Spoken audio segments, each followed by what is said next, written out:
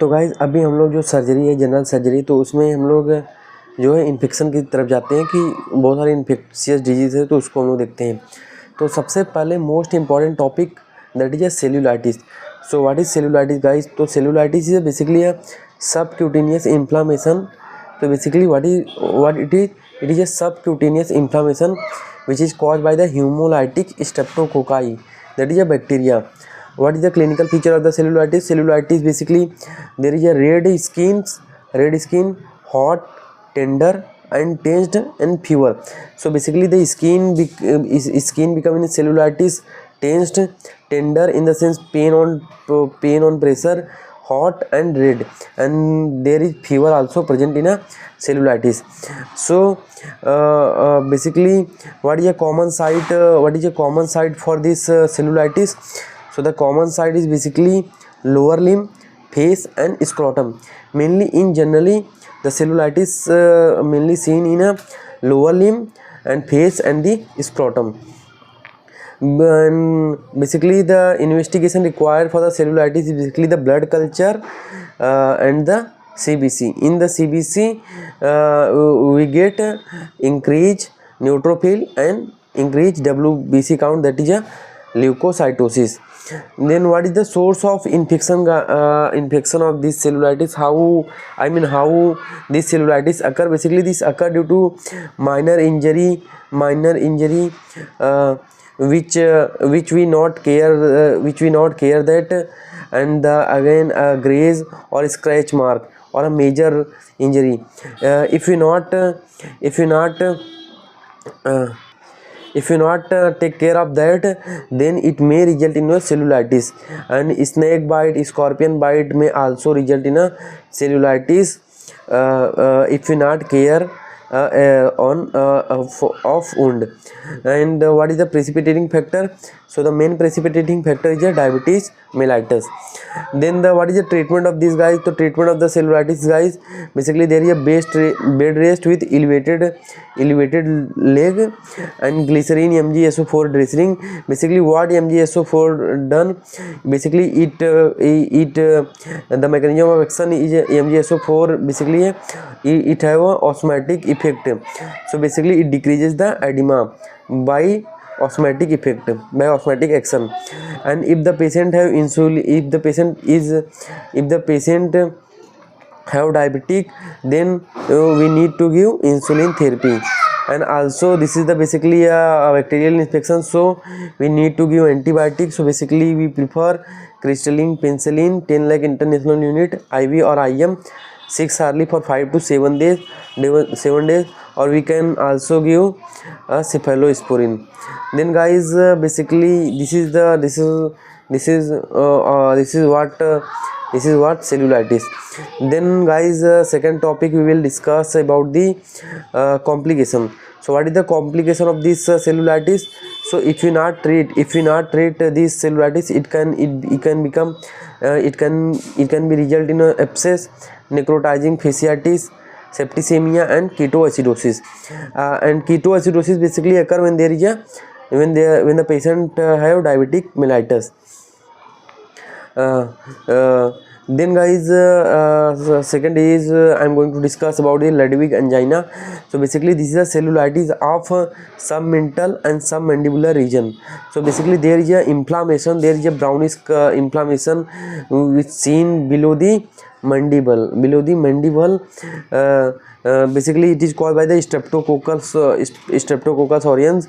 Precipitating factor is caries, dental caries, or cancer of oral cavity, diabetes mellitus, and if any patient taking chemotherapy. So these are the precipitating factor for the Ludwig angina.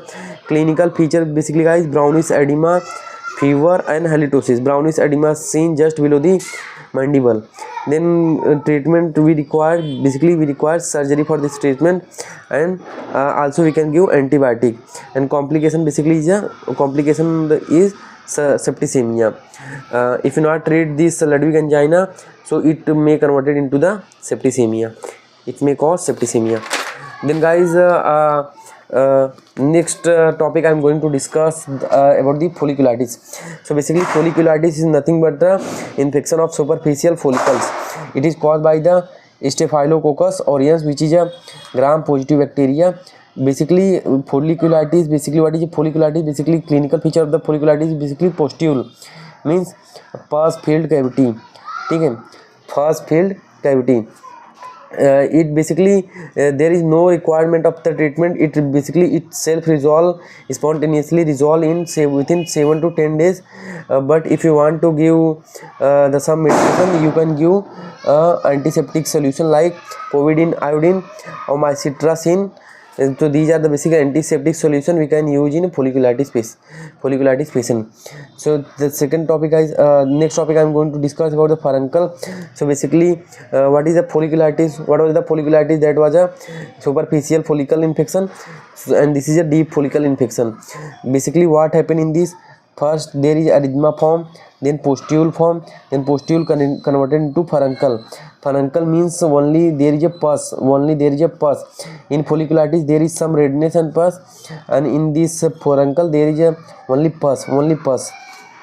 Risk is diabetes, HIV, hepatitis B, C, TB, chemotherapy. If the some patient have these risk, these diseases, then these condition, then it can be lead to furuncles. Patient may get furuncle if patient have these condition like diabetes, HIV, hepatitis B, C, TB, or if patient on a chemo. Then guys, clinical feature is there is no any systemic features like fever, but in furuncle there is fever, mild fever maybe get mild fever, and basically there is a only pus filled cavity, only pus filled nodules. Then guys, what is carbuncle? Carbuncle is a multiple follicle in all. Basically what is this carbuncle? Multiple small follicle get fused and result in the carbuncle. Then guys, it is a deep infection and it may convert into necrosis if not treated. There is a hard, tender, painful, redness, hard, tender. Basically the lesion, the clinical feature of that lesion is a hard, tender, painful, red, and fever may and basically in carbuncle we will see the fever in patient. Basically mainly most of the time fever will present. Then guys, what treatment of this carbuncle is amoxiclav, and basically we can do incision and drainage, and by debridement agent we can debride it. Of debride tissue, first we do incision and drainage, then debride it. Then what is the complication of this guys? Carbuncle, necrosis, gangrene, and septicemia. And next topic I am going to discuss about the erysipelas. So basically what was the cellulitis? The cellulitis basically cellulitis is the inflammation of the subcutaneous tissue, but it is basically what is erysipelas? Erysipelas basically inflammation of the lymphatics. Basically it is caused by Streptococcus pyogenes, and the causative organism in the cellulitis is basically what? Streptococcus or hemolytic Streptococcus. Then guys, risk factor basically same like chronic diseases, malnutrition, HIV, hepatitis B, hepatitis C. So these are the risk factor which can cause the erysipelas. Most common site for this erysipelas is face, like this common site also present in a where it present in a cellulitis. Where was it present? Basically it present in a cellulitis, and basically common site for erysipelas is face, eyelid, scrotum. Scrotum is also a common site for a cellulitis. Then guys, in infant the common site for the erysipelas is umbilicus. Then there is a clinical feature is same like what we discuss in cellulitis case.